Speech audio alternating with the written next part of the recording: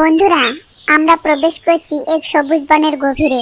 সেখানে বাস করত দুইটি প্রাণী, সম্পূর্ণ ভিন্ন স্বভাবের। একজনকে দেখুন, আমাদের বন্ধু খরগোশ।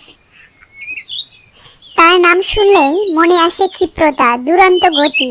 সে ছিল বনের সেরা দৌড়বিদ এবং দুর্ভাগ্যক্রমে সেই গতি তাকে এনে দিয়েছে এক চরম অহংকার।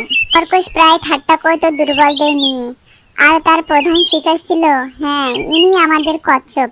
শান্ত, ধীর, স্থির, যেন সময়ের বাহিরে থাকা এক প্রাণী। কচ্ছপের প্রতিটি পদক্ষেপ ছিল মেপে মেপে, আর সেই ধীরতা নিয়েই খরগোশ মশাইয়ের ছিল যত আপত্তি।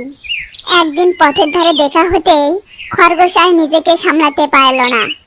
আরে কচ্ছপ মশাই, তোমার হাঁটার কি সিঁড়ি, দেখলেই হাসি পায়। মনে হয় যে তুমি এগোচ্ছই না, বরং এক জায়গায় দাঁড়িয়েই আছো। কচ্ছপ কিন্তু এবার বিরক্ত হলো, তবে রাগ নয়। তার কণ্ঠে ছিল স্থিরতা। খরগোশ ভাই, এতই যদি গর্ব, তবে চলো না একটি প্রতিযোগিতা হোক। দেখি কে আগে ওই দূরের অশ্বত্থ গাছটার কাছে পৌঁছাতে পারে। প্রতিযোগিতা? হা হা। খরগোশ এই কথা শুনে অট্ট হাসিতে ফেটে পড়ল। সে ভাবলো, এ তো সেফ একটা খেলা। আমার সঙ্গে তোমার দৌড়? বেশ, যখন তুমি নিজের মুখে চাইছো, তখন আর না করি কি করে।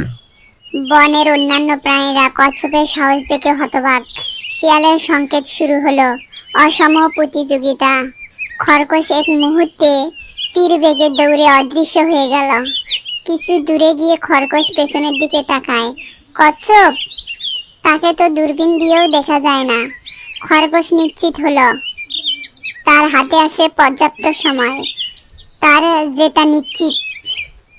আহ, কি সুন্দর আবহাওয়া, একটু বিশ্রাম নিলে ক্ষতি কি? কচ্ছপ বেচারা আস্তে আস্তে তো রাত হয়ে যাবে। এই অতিরিক্ত আত্মবিশ্বাসেই কাল হলো। ঠান্ডা ছায়া আর মিষ্টি বাতাস পেয়ে খরগোশের চোখ ঘুম নেমে এলো। সে আরামে শুয়ে পড়ল এবং গভীর ঘুমে তলিয়ে গেল। কিন্তু আমাদের কচ্ছপ, সে থামেনি। এক